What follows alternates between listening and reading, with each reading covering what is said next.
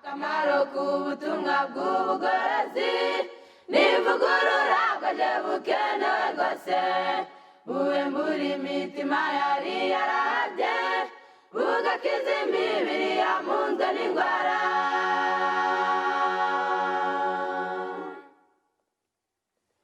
Akamaro k'ubutumwa bw'ubugorozi n'ivugurura bwaje bukenewe rwose ivugurura iyo rigeze mu mutima riga ibyaha byari byibasiye umuntu ubwo imibereho igahinduka misha hashingwa umushinga wo kunezeza abandi.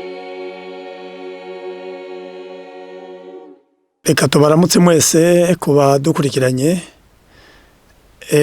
uwo muri kumwe n'ibyiringiro William.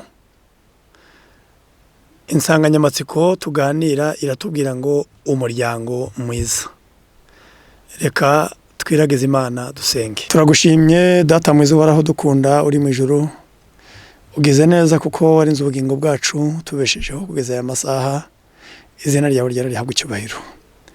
Waturindiye mu isi maze kononekara, turindira umutekano nta kiguzi, tuje imbere yawe ngo twageze amaraso wamenye ku bwacu, uduhe imbaraga zishoboza kubana nawe kandi uyobore muri iki kiganiro n'abatega amatwi umwuka wera buri wese ngo dushobore gufata imyanzuro myiza tugusabye mu izina rya Yesu. Reka rero dushimire Imana kuko iduhaye amahirwe nk'aya.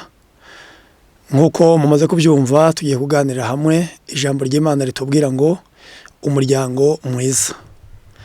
Muri iki kiganiro cyacu turibanda ku ngingo zitandukanye. Turavuga umuryango icyo ari cyo, turavuga ibiranga umuryango mwiza, noneho kuko umuryango ubwawo tumaze kubusobanukirwa turavuga n'ibiranga abagize uwo muryango byiza. Reka rero turebe umuryango. Ese umuryango ni iki? Imana muri gahunda yayo ikimara kurema umuntu niyo yashyizeho gahunda y'umuryango. Yaremye umuntu ku ishusho yayo, imuha kurya, imuha kunywa, imuha gukora, imuha kuruhuka. Ariko inamugenera ko habaho umuryango. Itangiriro 2:18 Imana iravuga ngo si byiza ko umuntu aba wenyine, reka muremere umufasha umukwiriye. Icyo gice cya 2:24 naho haravuga hati nicyo gituma umuntu azasiga se na nyina akabana n'umugore we akaramata. Imana niyo yateganije ko umuryango ubaho. Uwo muryango iyo bavuze umuryango baba bavuze iki? Ni umugabo n'umugore. Iyo bagize amahirwe noneho biriyongera hakabaho n'abana. Ariko ubwo uwo ni wo bita umuryango mwiza. Noneho uwo muryango ni umugabo, umugore n'abana iyo bagize amahirwe bakababona. Uwo muryango rero turasaba kumenya noneho ni ibiki biranga ku muryango aba ari mwiza. Icya mbere mu gitabo cya Zaburi 128 umurongo wa mbere ngo hahirwa ubaho Uwiteka akagendera mu nzira ze, azatungwa n'imirimo y'amaboko ye kandi uzishima nyuma uzahirwa. Umugore wazaba nk'umuzabibu mu kirambi cy'inzu yawe, abana bawe nk'uduti twaherayo bagosa ameza yawe. Uko niko umuntu ubaho Uwiteka azahirwa. Burya uwubaha Imana akagendera mu nzira zayo, Imana izamugororera ngo imuhe umugore umeze nk'umuzabibu. Imizabibu ni igiti cyera ariko kibanje kubona umushingiriro. Cyera imbuto, amatunda, ariko kibonye aho cyegamira. Ubwo umugabo wemera kuba icyegamiro aho umugore we yegamira kamubera umujyanama mwiza, umugore akamuyegamiraho kuko umugabo yubaha Imana akagendera mu nzira ze kandi agatungwa n'imirimo y'amaboko ye. Noneho wa mugore azaba nk'umuzabibu wera mu kirambi cy'inzu ye. Imbuto nziza, inshingano zimureba azazikora neza kiranutse kuko inshingano ze yamaze kuzibona. Noneho baravuze ngo n'abana bawe nk'uduti twaherayo bagosa ameza. Erayo ivura umutima, ivura imshyiko. Uko niko abana beza bazaba umunezero muri wa muryango maze bababera umuti ubavura indwara. Uwo muryango rero ubwo kuko ari umunezero w'umuryango turasabwa kumenya icyo uwo muryango mwiza ikiba kiburanga kugira ngo buri wese nawe yishakemo ibisubizo akurikije uyu muryango turubugerageze kuganirira hamwe. Dukurikije ijambo ry'Imana tumaze kumva ko umuryango ugizwe n'umugabo n'umugore bagira amahirwe bakaba n'abana. None se uba mwiza, kuba mwiza birangwa n'iki? Umuryango iyo ari mwiza uburangwa n'iki? Mu gitabo cy'urugo ruhire ku rupapuro urugo ruhire haratwereka ibyerekeranye n'umuryango mwiza. Umuryango mwiza ufite ibimenyetso biwuranga kugira ngo buri wese nawe yishakemo arebe neza icyo yakora ngo wa muryango yifuza muzima ukenewe. 29 urugo ruhire 29 umugabane wa mbere haratubwira ngo reka tuvuge imiterere y'umuryango mwiza utuje, aho Yesu aruhukira mu mutuzo, aho abashyitsi bakunda gukumbura ba nyirinzu, urugo ruhoramo abamarayika bagenda bagaruka bazanye imigisha y'ubwenge n'iy'umwuka hamwe n'ibindi migisha y'uburyo bwose, umuryango usangira inama zose, aho abagabo batihindura inyamaswa n'abagore ntiborose ameze ikizizi ngo bitume urubyaro rwabo ruhinduka igihombo, aho inama zirangira nta mpaka, abanyabwenge bahageze bakahabonera umusaruro w'inama nziza. Abafite umuryango nk'uwo baba bafite ijuru rito hano ku isi. Abafite umuryango nk'uyu uje inama, bahuza icyerekezo, berekeza hamwe, bakundana, bumvikana, ngo aho abashyitsi bakunda gukumbura ba nyirinzu, abamarayika bagenda bagaruka bazanye imigisha y'ubwenge, aho Yesu aruhukira mu mutuzo, ngo aho inama zirangira nta mpaka, uwo muryango ngo aho abagabo batihindura inyamaswa n'abagore ntiborose ameze ikizizi. Uwagira umugisha uwo muryango yawubonye ngo waba ari umuryango mwiza. Noneho uyu muryango mu by'ukuri ntabwo witwa mwiza bitewe n'abawugize bakize bafite umutungo mwinshi bize bakajambura, oya, ahubwo iyo buri wese ahagaze mu mwanya Imana yamugeneye. Iyo bagize umugisha buri wese mu bagize uwo muryango agahagarara mu mwanya Imana yamugeneye, uwo muryango aba ari ijuru rito ku isi, uwo muryango aba ari mwiza. Reka mu gitabo cyitwa umuryango uhiriwe paji ya 3, umuryango mwiza ugizwe n'umugabo n'umugore n'abana. Umuryango uba mwiza iyo buri wese mu bawugize ahagaze mu mwanya Imana yamugeneye. Buryo umuryango uba mwiza iyo buri wese mu bawugize ahagaze mu mwanya Imana yamugeneye. Umugabo akaba ari umutwe, umugabo akaba ari umutware, umugabo akaba ari umutambyi, akaba ari umuyobozi, akaba ari umurinzi n'umuyobozi wamukomokaho. Ubwo umugore nawe akamenya ko agomba kuganduka no kubaha umugabo we, umugabo agomba agakunda umugore we, abana bakumvira ababyeyi, buri wese ahagaze mu mwanya Imana yamugeneye. Uwo muryango abavuze ngo mu by'ukuri aba ari mwiza. Ibyo ntibiterwa n'ubutunzi, amafaranga, amashuri, uburanga, kwamamara no kuratwa, ahubwo n'abantu bashyize hamwe bazirikanishijwe iminyururu y'urukundo, bubaha Imana n'amahame yayo kuruta ikindi kintu cyose. N'abantu bahuje, ntabwo ari amashuri, so ubutunzi, ahubwo n'abantu bahuje hamwe bunzwe n'urukundo. Abo iyo uwo muryango mu by'ukuri ubonetse aba ari ijuru rito hano ku isi. Ni nayo mpamvu abagabo Imana yababwiye amagambo akomeye mu gitabo.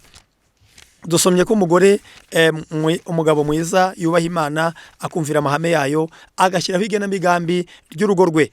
Noneho umugore mwiza, ubonye umugore mwiza, Imigani igice cya 18:22, ubonye umugore mwiza aba abonye ikintu cyiza cyane kandi akaba agize umugisha ahawe n'Uwiteka. Ubonye umugore mwiza aba abonye ikintu cyiza cyane kandi akaba agize umugisha ahawe n'Uwiteka. Imigani 19 umurongo wa 14, urugo n'amatungo umuntu abiragwa n'ababyeyi be, ariko umugore witonda umuhabwa n'Uwiteka. Burya reka nkubwire inshuti yanjye uteze amatwi, burya umugore, urugo n'amatungo, inzu, amatungo, imirima, amashuri n'akazi, birashoboka ko wabikomora ku bakubyaye, ibyo birashoboka.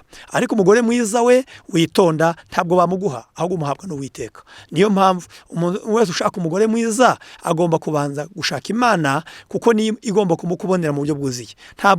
Imana ntabwo imukurambagiriza.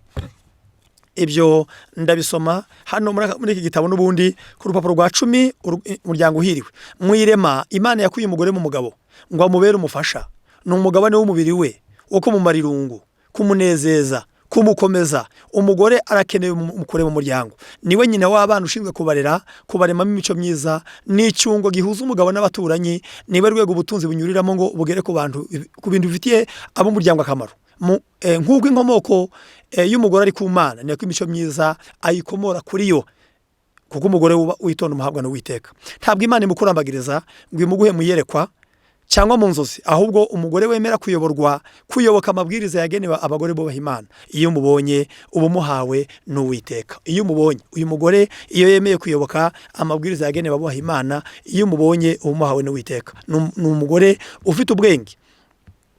mu gitabo cy'imigani 14 umurongo wa mbere ngo umugore w'umutima wese yubaka urugo. Uw'umutima rero ni uw'ubwenge, uw'umunyabwenge. Ubwenge ni ukubaha Imana, ni ukuva mu byaha. Iyo yubaha Imana akayiyoboka, urugo rwe aba yubatse ruba ruzagira umumaro. Aha rero turagerageza kureba neza, none se tumaze kubona ko ari abantu bahuje icyerekezo, bahuje umugambi, baje inama, berekeje hamwe, n'umugabo wemeye gusiga iwabo n'inzu ya se maze akabana n'umugore wa karamata.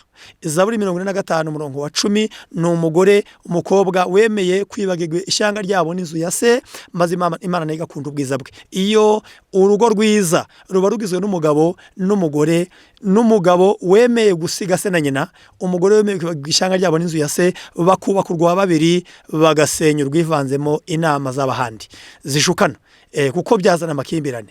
Burya abakubyaye nabo bakubakiye ubusore, baguhaye icyerekezo, ariko baramutse inama zabo zinjiye mu miyoborere y'urugo rwawe, baravuze ngo barusenye. Noneho urugo rwiza ni umugabo n'umugore bakuze mu bwenge, bakuze mu mpagarike, kandi bazi kwiha icyerekezo, kugira ngo baje inama, bubake uruziga rwera rutemererwa kugira undi muntu wese urwinjiramo, nubwo baba abavandimwe cyangwa ababyeyi bakubyaye, nubwo baba inshuti, bagomba kujya bagarukira hirya y'urugo ruziga, ntibinjiremo ndani, ahubwo bakamenya ko abo bafite ubwigenge bwo kuyobora urugo rwabo, bagomba kwirangiriza ibibazo, kandi bakamenyera kwihanganirana, bagakundana, kugira ngo ugire urugo ruhiriwe rwiza. Mu gatabo kitwa Iwawe Heza, Iwawe Heza, mu gatabo kitwa Iwawe Heza, ndasomamo aya magambo, turukwigana ngo umuryango mwiza. Page ya 3 Iwawe Heza, haratubwira ngo uburya imuhira haruta ahandi hose. Umugabo utahiwe ntagenda yihisha, umugore uri mu rwe yimvamo inshingano, naho umwana uri kumwe n'abamubyaye agira ihumure. Gucumbika mu rugo rurimo umugabo n'umugore bahuje bitera umutekano. Burya gucumbika mu rugo rurimo umugabo n'umugore bahuje bitanga umutekano. Batari burwane ngo uje gukiza, utari bwinjire ngo komanga usange barwana, batari busubiremo ngo wishuze impamvu wahatashye, nta mugabo uri bwinjire akubita urugi, nta bana bari butera amabuye. Mu by'ukuri ugeze amahirwe, maze ukabona baravuze ngo urwo rugo rurimo umugabo n'umugore bahuje bitera umutekano. Naho kuba wenyine bitera irungu, kutagira uwo mwashakanye bigatera ubutandame ndetse no mu ruhu. Iyo utafite uwo mwashakanye bitera ubutandame ndetse no mu ruhu. Mu bwenge butibesha bw'Imana, Nyagasani yahisemo ngo umugabo iye kuba wenyine, n'umugore imuteganiriza kutitegaho amakiriro, nubwo icyaha cyabyitambitsemo, hakabaho abagabo babi banga kwigamirwaho n'abo bashatse, hakabaho n'abagore babi bumva ko ari bo bayobora gahunda z'umuryango. Mu mwanya w'ubutware bw'abagabo bakiriho, ariko ibyiza ni uko umugabo yaba umutwe, umugore akaba umurezi, n'uzana ubucuti n'umubano mwiza wo mu muryango. Kubaho udafite uwo mubana ni inzitizi z'umunezero n'umutekano muke mu bwenge. Byaba biterwa n'ubushake, hari abantu babaho bahisemo kudashaka, akaba hari wenyine, baravuze ngo ibyo ngo ni umutekano muke wo mu bwenge. Byaba bitewe n'ubushake, byaba ari idini, hari imyizerere nayo ibuza benshi gushaka, n'ubukene nabwo bwatuma hari udashaka kandi ubyifuza, indwara yabikubuza, abadayimoni nabo, kuko hari igihe abantu bamwe n'abadayimoni bababuza gushaka, ndetse n'urupfu. Tuzirikane ko kugira imuhira hawe bwite, kutagira imuhira hawe bwite ni ingaruka z'icyaha. Abashaka kurwubaka rero bagomba kuba bakundanye. Umugore, umugabo mwiza si uwukunda, si uwukunda, ahubwo ni uwugukunda, kuko burya umugabo ukunda ashobora kuba we akunda abandi. Ntabwo ari uwukunda, ahubwo ni uwugukunda, kuko hari igihe ukunda nawe yaba akunda abandi. Urukundo nyakuri rurihangana. Burya ikiranga urukundo rurihangana, rukagira neza, tirwirarira, tirugira ishyari, tiruhutiraho, tirutekeze kibi ku bantu, tirwishimira gukiranirwa kw'abandi, ahubwo rwishimira ukuri, rubabarira byose, rwizera byose, rwihanganira byose. N'Abakorinto ba mbere 13 umurongo wa 4 n'uwa 7. Gushingirwa niyo nzira igana ku marembo y'imuhira. Iyo ushingiwe ubonye uwo ugomba gukunisha umutima wawe wose, imbaraga zawe, akaba ari we ziteganiriza, akaba ari we udahisha intego nziza ufite. Niba ugambiriye kuzubaka urugo, kuzubaka inzu nziza, ntubimuhishe. Niba ugambiriye kuzagura umurima, ntubigire ibanga. Niba ugambiriye icyiza cy'intego nziza, ngo ntuyimuhishe. Iyo umugabo n'umugore bashaka kugira imuhira heza, birinda guhishanya mu nzego zose. Iyo umugabo n'umugore bifuza kugira iwabo heza, birinda guhishanya mu nzego zose. Guhishanya umutungo, guhishanya inshuti za none n'iza kera, amabanga y'uburyo bwose n'ibindi. Ibyo rero iyo ushatse ko urugo rwawe ruba rwiza, mwirinda guhishanya amabanga yanyu yose.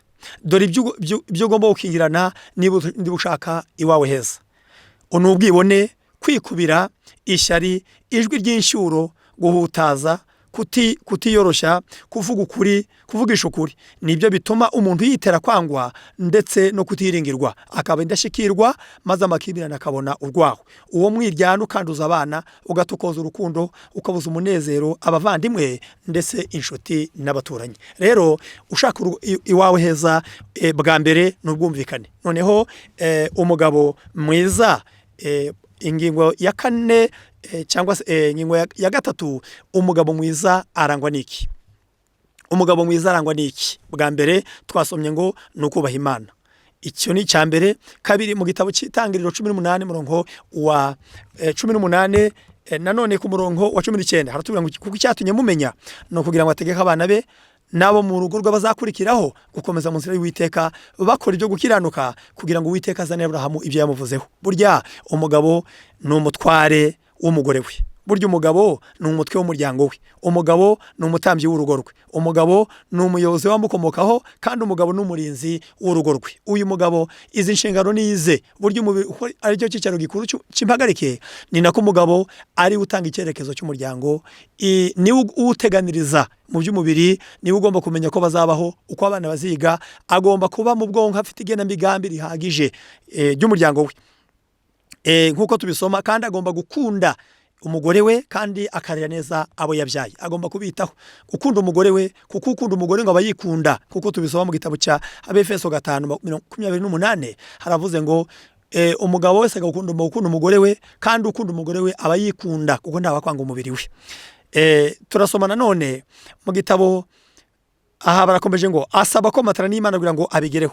Akwiriye kwirinda gukoresha igitugu n'uburangare, kuko bishobora gutuma ibibi n'ubugoryi byinjiza akaga mu muryango. Yirinda gukoresha igitugu ndetse n'urutoto, ko byakwinjiza akaga mu muryango. Uyu mugabo mwiza ntabagarukira aha gusa, ahubwo ni se w'abana, ugomba kugaragaza ko yitaye cyane ku muryango we. By'umwihariko agomba kugaragariza impuhwe umugore we igihe afite intege nke, bityo azaba yugariye amarembo menshi y'indwara zinyuriramo, kuko amagambo yoroshye ari mu rukundo akomeza ni ingirakamaro cyane kuruta imiti y'ingenzi mu isi. Bene uwazugarira amarembo y'indwara nyinshi zinjira mu muryango. Ubwo bivuze ngo agomba gukunda umugore we atwite, agomba kumenya igihe afite intege nke, akamenya kumukomeza, kumubwira amagambo meza, ngo ayo magambo meza y'inkomezi abwirwa ucogoye w'umunyantege nke, ngo ajya mubera nk'ibyo kurya by'ingenzi, kandi ngo akamurinda indwara, ngo n'urukingo rurinda indwara no guhangayika, bituma umugore we azarama.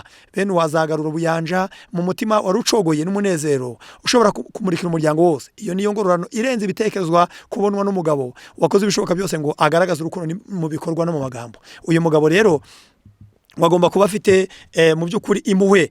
Noneho uyu ni umugabo ufite akamaro k'umugabo mwiza, agatangira mu muryango we nk'uko byavuzwe haruguru, bigakomeza mu baturanyi no mu bakorana mu itorero. Abinyangamugayo muri byose, mu kuvuga, mu kwirinda guhemuka. Atanga inama zubaka, maze agahuza abashyamiranye. Urugo rwe ruhinduka intangarugero mu bo babana. Mu itorero ntagira ipfunwe, kuko ibyo yigisha biba bifite ireme muri we no mu muryango we. Igihugu atuyemo akibera umuturage mwiza, wuzuza ibyo asabwa byiza nta gahato, kuko adakorera ijisho. Azirikana ibyagiteza imbere, ibyakizanira amahoro, ibyahuza abaturage bose, nibyo biba mu mutima we no mu bikorwa bye bya buri munsi.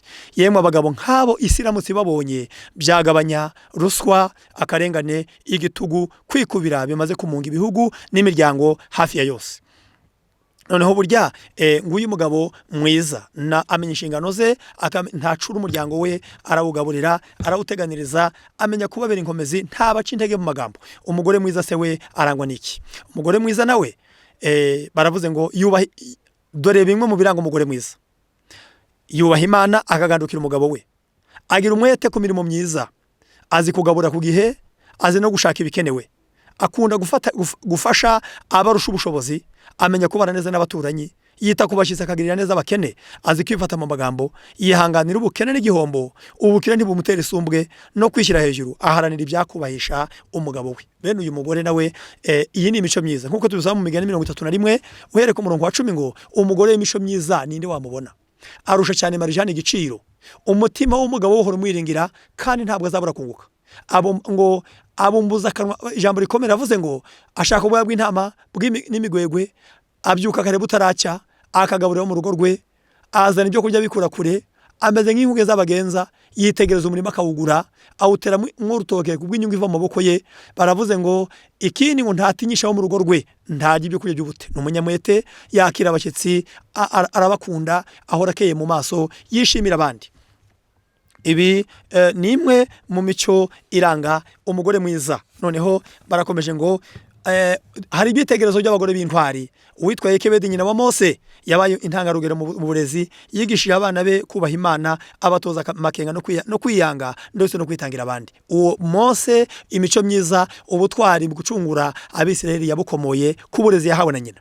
Uwitwa Hana nyina wa Samuel nawe yari umugore ufite kwizera gutuje, nkuko tubisaba muri Samuel ya mbere igice cya 20 yari afite kwizera gutuje, yari afite kwera kugurumana, yihanganiye inshuro n'ishyari rya mukeba we, yagumanye gutega amakiriro ku Mana, yari azi kwiyumanganya, yagize imihigo itivuguruza. Burya undi nabigayiri Mukanabari yari umugore w'umunyabwenge, ashingirwa ikigoryi, ariko amenya kubana n'ikigoryi, aracihanganira. Ngo yarazi kwifata neza no kuvuga neza, yihanganiye kubana n'ikigoryi, yari afite ubwenge buzi kureba kure, yatesheje Dawidi ibyaha byo kumena amaraso. Samuel ya mbere 25:33. Harimo na Sara ndetse n'abandi benshi babaye abagore b'ingirakamaro, barize biti nyina wa Yohana, bafoyibe barabadiyakonikazi n'abandi benshi. Izi ni intwari z'abagore babaye beza kwisi. Rero mu isi turimo, isi ikeneye ababyeyi n'abana beza.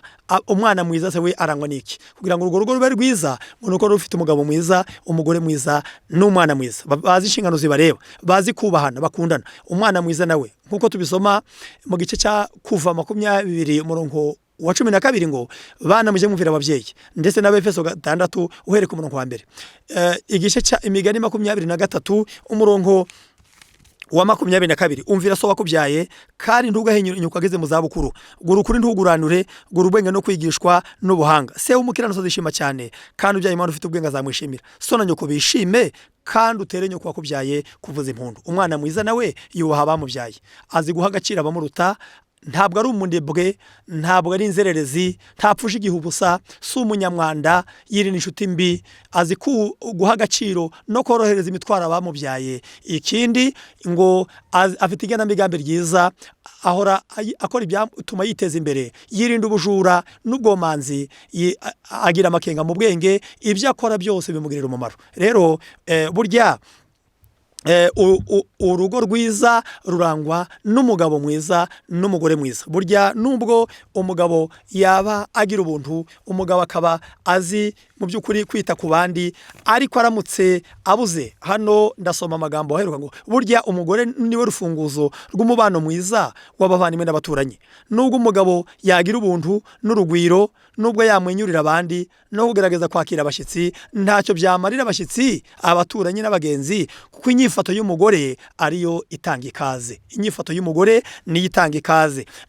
Nicyo gituma imyifatire mibi y'abagore yirukana ababagenderera, nicyo gituma inzira zijya mu ngo nyinshi zabaye amatongo. Burya umugore mwiza nubwo yaba ari mu rugo rudakungahaye, akagira ubuntu, agaca mu maso, isuku isesuye, kugira ibanga, kwicisha bugufi, ntarobanure ku butoni, bituma urugo rwe rugendwa na benshi. Umuryango nk'uwo ushobora guhindura n'abanzi bawe. Burya urugo rwiza ni umugabo n'umugore bazi kumvira Imana. Urugo rwiza rukenewe n'umugore muzima, ntakorera kwiyamamaza, ntibimutera gusesagura ibye, ntarobanura abantu ku butoni, umutima mwiza umubuza gukorera ijisho.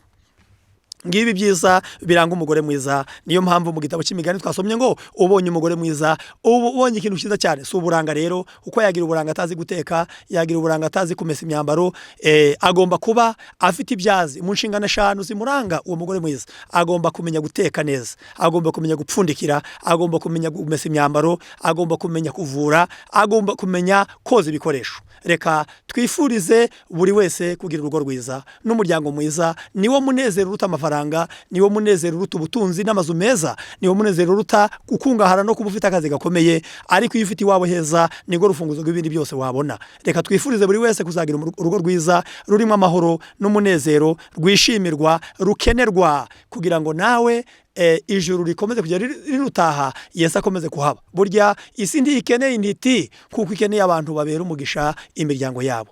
Uwo muryango nta utava mu muryango. Niyo mpamvu iwawe ari hambere ugomba gushyiraho imfatiro nziza, no kubaha Imana, amahame yayo, gushyira iby'Imana mu bikorwa, maze ugasenga ukemera ko ijambo ry'Imana rikuyobora, ngo iwawe hahinduke ibutahamana, abana baharonkera ibyiza, bibe uruhererekane rw'ibyiza bizatugeze ku rugero rukwiriye.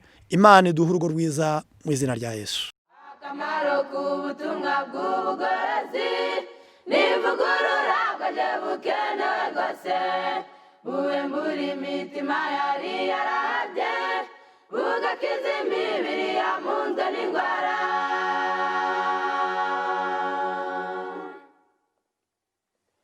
Akamaro k'ubutumwa bw'ubugorozi n'ivugurura bwaje bukenewe rwose, ivugurura iyo rigeze mu mutima, riga ibyaha byari byibasiye umuntu, ubwo imibereho igahinduka misha, hashingwa umushinga wo kunezeza abandi.